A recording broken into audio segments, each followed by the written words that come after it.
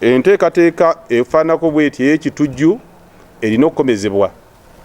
Era tusazeewo ng'ababaka ba Kampala okuwa nsaleesale waatasukka nnaku z'omwezi 31 okubanga abakola ebikolwa ebyobuliisa maanyi abaazindako enguudo z'abantu mwe balina okukolera ne batandika n'okutwala ebyamaguzi byabwe n'okubakuba kibooko, omuze ogwo bagwamuse bunnambiro.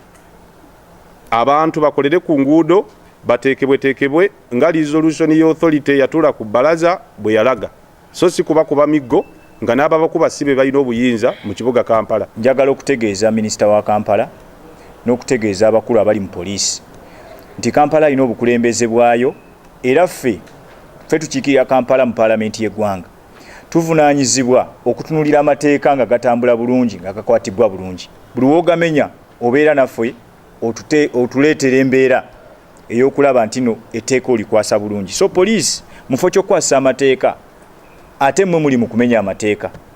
Twatunulidde abantu nga babakuba, nga poliisi yebakuba ne law enforcement ya KCCA ne batuuka n'okubba ebintu by'abantu, ne balya amenvu g'abantu ku mpaka.